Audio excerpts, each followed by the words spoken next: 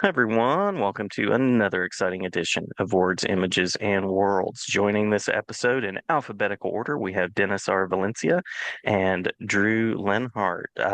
Welcome to you both. Many thanks for being here. How are you?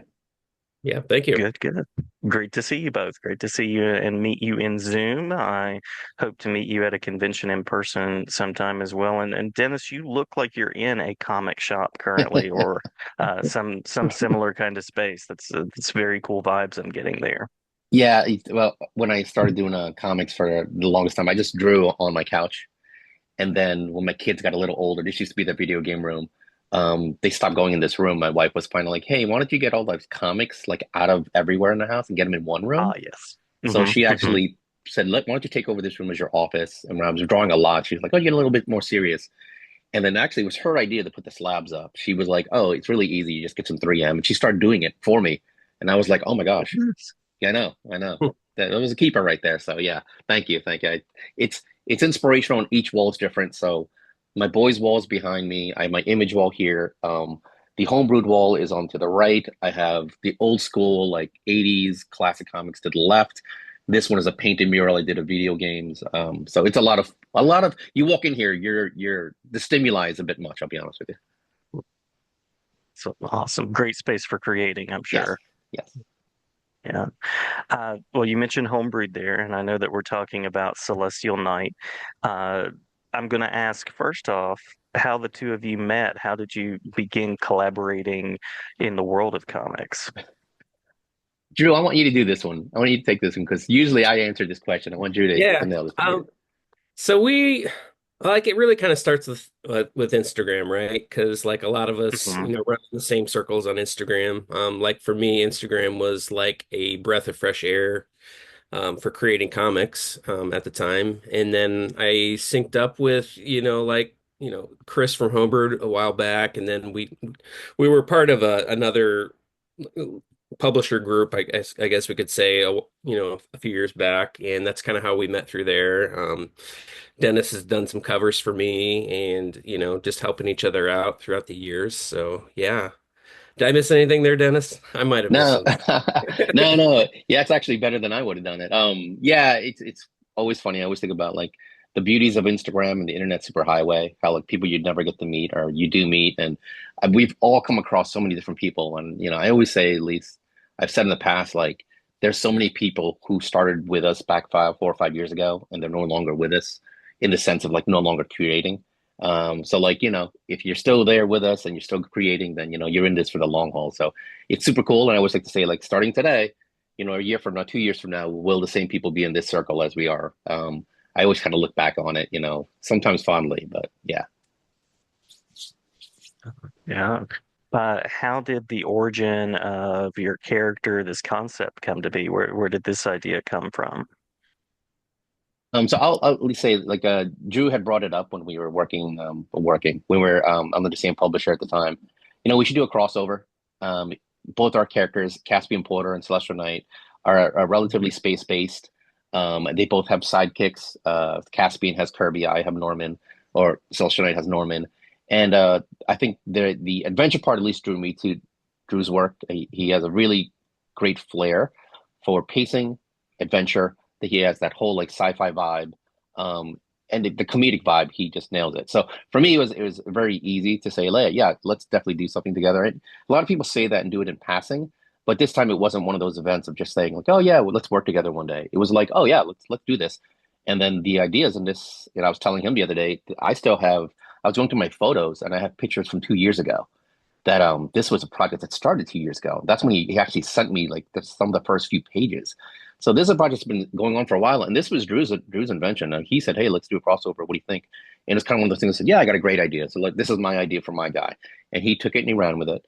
But I was just looking at another creator who, someone I forgot who it is. He's either with the two big publishers, and his comic, it's just coming out now. It took 5 years. Like he's like, this book was 5 years old, and it's coming out now, and it's kind of like something he totally forgot about. And I'm like, I totally relate. You know what I mean? Like people are seeing it now, hearing about Celestial Knight versus Caspian Porter. They don't understand. Like this is something that's been brewing behind the scenes for 2 years. And Drew's done so much work in that 2 years where I've just done like one or two things. But it's just interesting. I think it's just an interesting process. But yeah. to your answer your question. Nice, nice. Uh, what made comics kind of the ideal space for you both? What made comics the place where you wanted to tell your story? In other words, how did you fall in love with comics? Like for me, like I got into comics in the early 90s and right around then, like I think a lot happened in the early 90s between comics, Goosebumps, a lot of cool horror books coming out, TV shows, and comics snagged me pretty early on because I really liked the visual storytelling of it.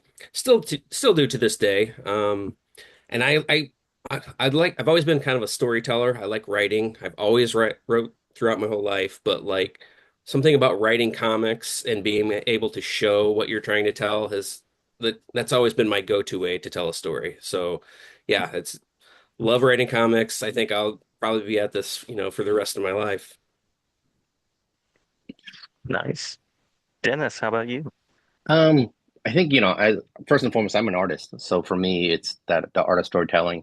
Mine kind of just started by default. I grew up in a rough neighborhood, a neighborhood where after a while I realized that I probably shouldn't go outside. It was one of those things where constantly getting assaulted outside was one of those things. Or as a young child, you're just like, I don't want to go outside anymore. So I locked myself up at my house, and I loved comics. My brother would collect comics, and I couldn't afford them as a little kid.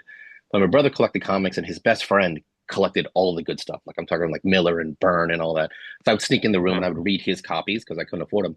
But the thing was for me, because I didn't go outside, I stayed in the room with my grandmother, and she would watch like old school, like 227 and Golden Girls, and I'd sit next to her and I'd just draw right next to her, and have volumes of like old editions to my left of like from 1984, 1985, 86, volumes of art I would just draw next to her. And for me, what got me was it's just the old, good versus evil battle, because that's why I couldn't go outside.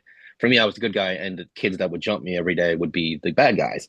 So I stayed indoors, and all they did was draw superheroes, and it was just the classic good versus evil. And that kind of just got me into that whole thing of like, we fight the bad guys, we're the good guys, and I just kind of just drew that, and just by default because I didn't want to go outside, I just used all my days drawing cool comic books and cool characters, and just kept going and going and going until what is that, 86? So how long is it? 30s? Gosh, how long? I can't even do the math of how long ago that was, but yeah, it's been a long time. Yeah. As a longtime fan of superheroes and pulp storytelling and those kind of things, both Caspian Porter and Celestial Knight seem to bring that avenue. So I was curious to hear about some of those influences. I know at Homebrew there's the Cryptozoic, there's the sort of like tabletop game inspired approach, but I love the classic superhero approach with the spin and some nice pulpy storytelling at the same time. Mhm. Yeah. Yeah. Yeah, I think yeah, like my character has gotten a lot of references from like, the Flash Gordon and, those old 1930s, 40s sci-fi serials you used to see. So yeah, that's exactly where my character came from. Nice. Love it. Love it. It's a great lineage. Hmm. Lots of great stories for decades. So it's always nice to see kind of a new take, a new spin, and some of those elements come together, but in a new way. Hmm. Yeah. Tell me a little bit about the collaboration between you two. Do you fight a lot? Do you get along? Do you have coffee to get what's that like? Well, I don't say we'd have coffee together. We live, pretty far apart, but it was a pretty good experience, I think. There's a lot of good back and forth collaboration, I think. As I was writing it, I did leave a page for Dennis to do, write some dialogue for his characters, Jeremy and Norm. So that was kind of cool, but it was pretty smooth, I think. I mean, I can't think of any other hiccups, but the we're still kind of working on it to this day, and like I see a little bit of Dennis's colors coming through, which is really awesome, and it makes me excited to see the final form of this book. But yeah, I think it's been a one of the smoother projects I've ever worked on. Yeah, I think for me, it's there's so many things that make the Drew's made life easy for me. So like, I'm not strong with Kickstarter. I've only done a handful as far as running it.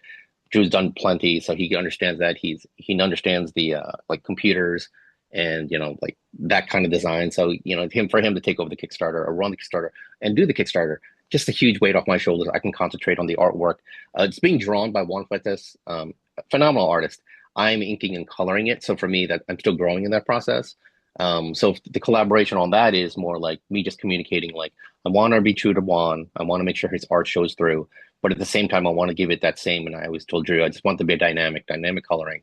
I look at a lot of art, and when I see the line work on any artist, I can look at the black and whites, the ink pages, and when I see the coloring can take it up, like elevate it 7 or 8 levels. And I appreciate it more now as a colorist than before. For me, it's just colors. But now I look at it like, oh no, colors will take that piece of regular black and white and take it to a new different level. So I want to do the same thing, and I want to honor, Caspian, Drew's character, Juan's pencils, and I want to just make sure that I'm developing as an artist. So even when I'm inking, and that's probably the hardest part, I inked it first time, and then I'm doing flats, and I just started doing some lighting, and then I keep going back, and I think it's one of the things I keep going back to work on my inking because the influences I have are different than what Juan did. So I keep going back to it, and then I want to make sure it still looks honors Juan, but it still is something that it's gonna still gonna have Drew's seal of approval when I kind of finish it. So, really cool process. And I always talk about Drew's process in doing this. I only know my process, so for learning from other creators, I think is important. It could only expand my repertoire of learning and what I'm going to do in the future. So just learning how his process works has been really super cool. And I recommend it to all creators. If you could work with another creator and do a collab, I think you'll learn a lot. Actually, a lot about your own process, like the good parts and the bad parts. You make a great point there too, that in addition to the art, part of being in this world of creating is also about managing the Kickstarter, doing the things, all of the legwork that goes into that, which I've never done, but Mm. from what I've seen, it can be warehouses with boxes and all the things, all the things. Yikes. Yeah. Yeah, your work's not done when you get the comic done. That's just a small sliver of it. Yeah, it's yeah, everything else from their Kickstarter to marketing and all the stuff that comes with that. So, Yeah. If I'm a listener out there and I'm not as familiar with your characters, anything that you would want to share as kind of a primer for the characters, the book, what can I expect of this world as I step into it? so I'll just start with a little bit of background for Caspian. So Caspian, he comes from the future, so the not so far distant future where he's kind of a space delivery man. So he just started this new job with this big corporation and he drunkenly gambled away the cargo in a ship. So that caused him to be, he makes the decision to go on the run. So part of my initial series to Caspian Porter, so Caspian, I had a 5 issue mini series of Caspian Porter that I wrapped up in like 2023, 2024, 24. But this particular crossover actually happens in my first issue where he gets sucked into a wormhole while he's on the run. And in the original timeline for Caspian Porter, part of the story is he gets, goes through the wormhole, goes back in time 500,000 years to a prehistoric Mars where he encounters, all other sorts of people, dinosaurs, so a lot of time travel aspects to that and kind of a Bermuda Triangle type situation there. Um, Going back to the crossover now. So this is kind of how we had the crossover work, right? So Caspian gets sucked into that wormhole and kind of makes a pit stop. And that first pit stop is into the universe of the Celestial Knight. So that was kind of our interesting way to like incorporate this can be canon to the story, but and then have this interesting crossover aspect to it. And Caspian's kind of like for his personality, he's like a Han Solo type character. The Corbin Dallas from the Fifth Element movie, that kind of Love guy. it. Mhm. Very, very much of a jerk and just high on his ego and very much in for himself. His kind of sidekick is a robot named Kirby, which his influences came from Vincent from the Black Hole movie. So he's kind of the voice of reason for Caspian because Caspian makes these horrible choices. And they kind of act as like these bickering, old couple, and that's kind of the gist of the crossover is, when Caspian first meets the Celestial Knight in our crossover book, it's a lot of, you know, misintentions that lead to some catastrophic events. So, Nice, nice. Good teaser too. Good teaser. yeah. Anything you want to add in the world of the Celestial Knight, Dennis? Yeah, so it's a character named Jeremy. He has a dog named Norman. In the first issue, at least in his series, he winds up getting superpowers. It's kind of he gets sucked up by. It looks like it's a alien abduction. It's not, but it looks like it. He winds up getting his superpowers. They winds up fighting a kaiju in Times Square, and it kind of sets up the first arc. It's a three-issue arc of his motivation of being a superhero. It again goes right back to my childhood, good versus evil. I created him in 1986, so the first issue has the first drawings of him. He was called Star Knight, and then he became the Love it. Celestial Warrior, and then he finally became the Celestial Knight at the I think around like 1988 probably. I think he entered on that's where his name entered. Stop that. But it's him, Jeremy, and his dog Norman. And Norman, is my dog. I actually have he's sitting outside the door right now. Is my dog. And the whole thing with Norman is that's his sidekick. And you can't tell if Norman definitely got powers because they can talk to each other telepathically, but Norman is full of fun facts. So, throughout any like when he's fighting the kaiju in Times Square, Norman's his muse. He's giving him fun facts of information. Now, the fun facts are usually stuff that's like not common knowledge stuff that you or I would know. It's kind of not, is it Cliff Clavin? Yeah, Cliff Clavin kind of stuff that he would know. And you can't tell if he just learned that because he got superpowers or it's because he sits at home watching TV all day and he has a plethora of dumb knowledge. So he'll whip out the stupidest nugget of knowledge in the middle of fighting. And that's where Jeremy's like leaning on him for any kind of information to get him to these fights. So it kind of is cool. It's kind of cool in the sense that here's my character. He's space-based because he protects the planet Earth from the other planets. He has a sidekick named Norman, and it very well lines up with Caspian Porter and his sidekick Kirby. So it made sense on that. As far as where this happens in my arc, my Celestial Knight arc is 3 issues. So I just finished two, starting on issue 3, hopefully within the next month. But at the end of that, where everything kind of the dust settles, is where this crossover happens. And it's just that he has a small reprieve where his whole front yard is destroyed, but he's sitting in his house with his dog. And this is kind of where you just like start to reset. And that's where this story comes apart. It's been pretty wild actually. We it was last year when Chris and I kind of sat down and just kind of had this talk about like we've been doing the same thing over and over with comics for so many years. Like, what can we do differently? And, I was kind of feeling, about at the end of my comics journey. And then we decided, hey, let's just join forces and start something new. So Chris was operating under Homebrewed Heroes, which is what he was publishing his Crit series through. And we ended up rebranding, calling it Homebrewed Comics. And shortly after, we had Dan Price join us with Bigfoot Noise Karate. And then shortly right after that, Dennis and Celestial Knight joined. And yeah, we've been kind of busy every single month. We ran with like 3 back-to-back Kickstarters. We landed a distribution deal, a retail deal through Filbo Distribution, and we're looking at some new things for the end of the year, Q4. And yeah, I mean, everyone's getting along great so far, and trying to treat it more like a business than just a guys club, like Yeah, being actually yeah, professional and, and trying to grow. I think that's our thing is trying to, like as a creator, like I've been at this since, 2017, and it's for me, for the longest time, it's been the same. Okay, you do a Kickstarter, fulfill it, move on to the next one, and just it's the same stuff. So now it's kind of exciting that we all have our special roles. We're all like helping each other and, just trying to push the needle forward. And I think for me, I've known Chris for the 4 or 5 years. Actually, Chris lives in Winston-Salem, Jason, so he's in your neck of the woods. Um, so whenever I do a con or any kind of book signing, Chris has always been the guy. We've always been, I'd say, con buddies. So whenever we do like South Carolina Comic Con or Heroes or anything, it's always Chris is my guy. Whenever there's a con, we're usually the two. They're like, "Hey, can you come down and table together?" So known Chris through that, not only through our previous publisher, but also just on a personal level, real close on that. And then getting to know Drew. And then Dan, I also knew beforehand. I did artwork for him. I did a lot of fan art for him. I actually sent him a packet today, and this is crazy. I think I've done 8 to 9 pieces of fan art for Dan before before anything, just because I just love Bigfoot nose karate, which is insane. And then so I knew Dan, like we tabled once at Awesome Con years ago, sorry, 4 years ago.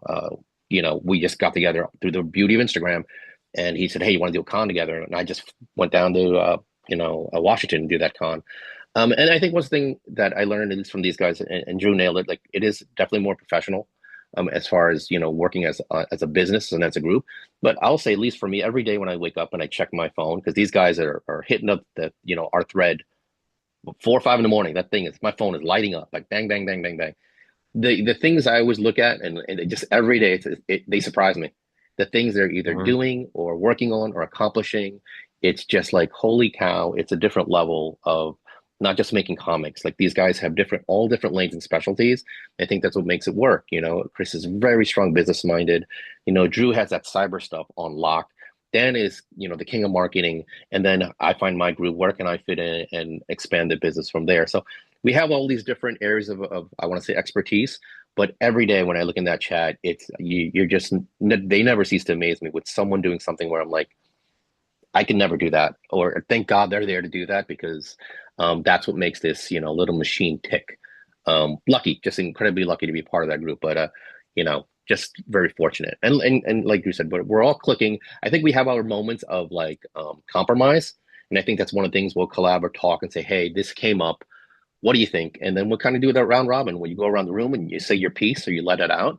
And then we kind of come to a accord of like, how are we going to move forward on this? And we've had a number of instances where it's like, how are we going to compromise on this? Or this is the bigger picture. Let's all take a step back and look at it this way. But I think that's the maturity and the process and the trust we have in this, as a professional organization. So it's good stuff. Yeah. Yeah.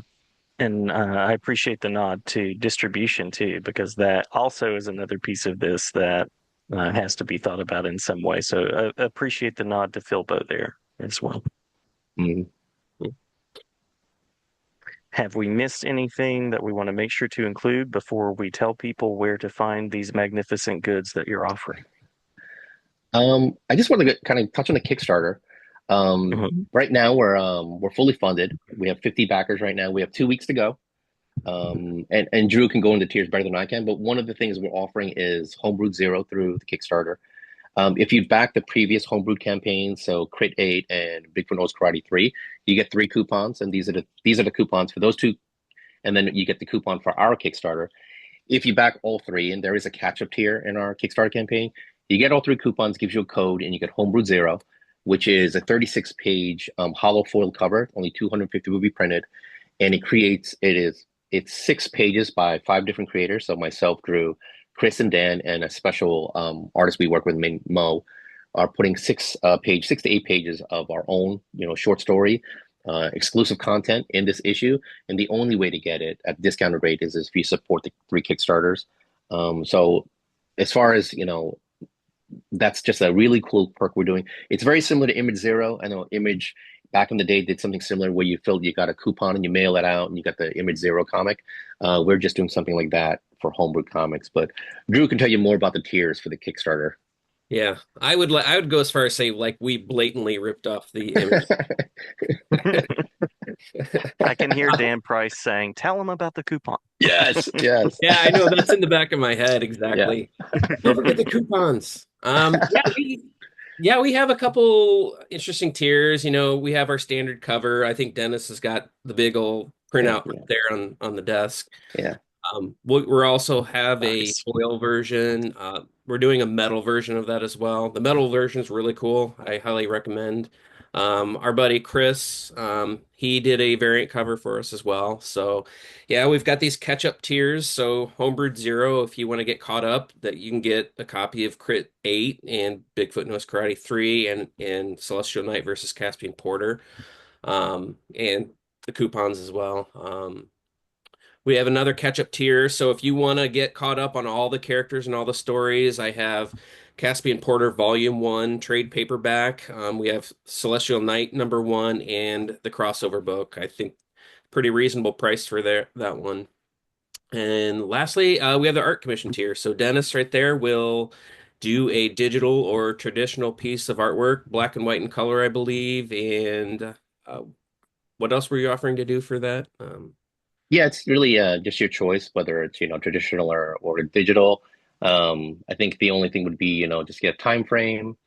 Um, yeah, and just any characters you would like. I would love it if you would want to commission for Celestial Knight and Caspian Porter. That'd be amazing. But, if you wanted a Hulk or a Wolverine or Spider-Man or something fun like that, yeah, it's a cool tier, and I'm really into original art, and I just feel like it's something really cool to get a piece of original art from a creator. Agreed. Mm. And lastly, we do have digital tiers, so I know we have some international folks out there that tend to go for the PDFs. So we have a $3 PDF, easy for overseas people, and we have a digital deluxe, which has, again, it's a catch up of Caspian Porter Volume 1 and CK1. So that's another great tier for overseas or anybody who prefers PDFs. The entire Homebrewed crew will be at the NC Comic Con on November 8th and 9th in Durham, North Carolina. So this is our first in-person appearance where we're all flying across the country to come and meet and for the first time. So it's gonna be super cool. Nice. All right. Well, anything as far as like Instagram, I'll put, of course, the Kickstarter link in the description, but any of that we want to make sure to include. Yeah, I'd say homebrewedcomics.com. It's got links right on the homepage to our campaign. So quick, easy link there. All our social media links are also right at the top hand corner of the site. Instagram, Facebook, Twitter, and all that. Our site also has, our back catalog. If you want to catch up on some reading, we do have digital copies. We have some overstock or some old backstock from our previously branded books still up for sale, merch as well. So yeah. Awesome, awesome. Well, many thanks to you both. I appreciate the time, the conversation, and I hope everybody out there goes and checks out the comics and go and find some good stuff to read.